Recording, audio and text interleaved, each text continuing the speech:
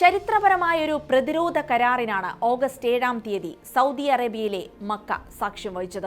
തുർക്കി, Saudi Arabia, Pakistan എന്നിങ്ങനെ 3 രാജ്യങ്ങൾ ഒപ്പിട്ടത് പശ്ചിമേഷ്യയുടെ പ്രാദേശിക ഘടനയെ തന്നെ മാറ്റിമറിക്കാൻ സാധ്യതയുള്ളൊരു കരാറിലായിരുന്നു.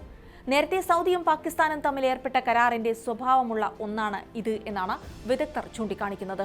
അപ്പോഴുയരുന്ന ഒരു ചോദ്യം പശ്ചിമേഷ്യയിൽ മറ്റൊരു അധികാര അച്ചുതണ്ട് രൂപപ്പെടുകയാണോ എന്നതാണ്. വിശദമായി നോക്കാം. സ്വാഗതം ഇൻഡെപ്തിലേക്ക്.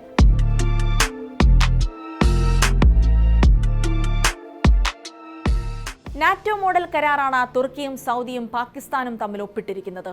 അതായത് ഏതെങ്കിലും ഒരു രാജ്യത്തിന് നേരെ ഉണ്ടാകുന്ന സായുധാക്രമണം 3 രാജ്യങ്ങൾക്കും നേരെയുള്ള ആക്രമണമായി കണക്കാക്കുമെന്നർത്ഥം. എന്നാൽ ഒരു രാജ്യത്തിനുമെതിരെ ആക്രമണം ഉണ്ടായാൽ മറ്റ് 2 രാജ്യങ്ങളും സ്വാഭാവികമായി ആ യുദ്ധത്തിന്റെ ഭാഗമാകുമോ എന്നതിൽ വ്യക്തതയില്ല. എന്നിരുന്നാലും നിലവിലെ ആഗോള സാഹചര്യത്തിൽ ഏറെ പ്രാധാന്യമുള്ള ഒന്നായിട്ടാണ് ഈ കരാർ വിലയിരുത്തപ്പെടുന്നത്. 2023 ഒക്ടോബർ 7-ലെ ഹമാസിന്റെ ഇസ്രായേൽ ആക്രമണത്തിന് ശേഷം പശ്ചിമേഷ്യയിലെ പ്രാദേശിക സന്തുലിതാവസ്ഥ മാറിക്കൊണ്ടിരിക്കുകയാണ്. ഇസ്രായേലും ഇറാനും തമ്മിൽ ദീർഘകാലമായി നിലനിൽക്കുന്ന ഏറ്റുമുട്ടൽ തുറന്ന സംഘർഷമായി വളർന്നു കഴിഞ്ഞു. സൗദിക്ക് നേരെ യമനിലെ ഹൂതി സായുധ സംഘം ആക്രമണങ്ങൾ നടത്തുന്നുണ്ട്. തുർക്കിക്ക് ഭീഷണിയാകുന്ന തരത്തിലാണ് ഇസ്രായേലിന്റെ പോക്ക്. പാകിസ്ഥാൻ ആണെങ്കിൽ ഇന്ത്യയുമായും അഫ്ഗാനിസ്ഥാനുമായും ശത്രുതയിലാണ്. അങ്ങനെയിരിക്കെയാണ് പുതിയ കരാറുണ്ടാകുന്നത്. യുദ്ധങ്ങളിൽ പങ്കെടുത്ത് പരീക്ഷിക്കപ്പെട്ട സൈന്യമുള്ള രാജ്യമാണ് പാകിസ്ഥാൻ, കൂടാതെ ആണവശക്തിയും. അതേസമയം നാറ്റോ അംഗമായ തുർക്കി നൂതന ഡ്രോണുകളും പ്രതിരോധ സാമഗ്രികളുടെ നിർമ്മാണത്തിലും മുൻപന്തിയിലുള്ള രാജ്യമാണ്.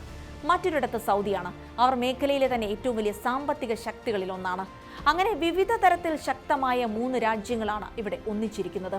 സൗദിക്ക് അമേരിക്കയോടുള്ള വിശ്വാസം നഷ്ടപ്പെട്ടുകൊണ്ടിരിക്കുന്ന ഒരു ഘട്ടത്തിലാണ് ഈ കരാർ ഉണ്ടാകുന്നത് എന്നതും ശ്രദ്ധേയമാണ്.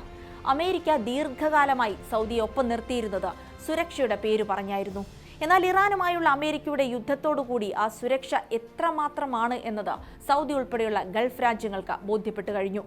മറുഭാഗത്ത് തുർക്കിയുടെയും നില സമാനമാണ്.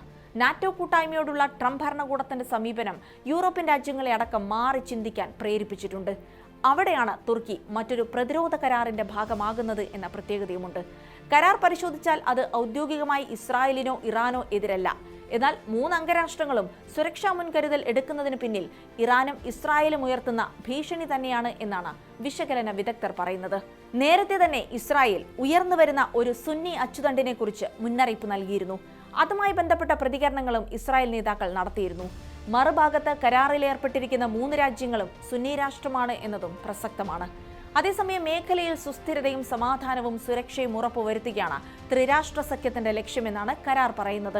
ഏകദേശം 1 വർഷത്തോളം നീണ്ട ചർച്ചകൾക്കൊടുവിലാണ് കരാർ അന്തിമഘട്ടത്തിലെത്തിയതും. പക്ഷേ പുതിയ ആഗോള സാഹചര്യത്തിൽ ഈ പ്രതിരോധ കരാറിനെ ഏറെ സൂക്ഷ്മമായി നിരീക്ഷിക്കേണ്ടതുണ്ട് എന്നാണ് വിദഗ്ധർ അഭിപ്രായപ്പെടുന്നത്. മാത്രമല്ല കൂടുതൽ രാജ്യങ്ങൾ കരാറിന്റെ ഭാഗമാകാനുള്ള സാധ്യതയുണ്ട് എന്നും അവർ ചൂണ്ടിക്കാട്ടുന്നു.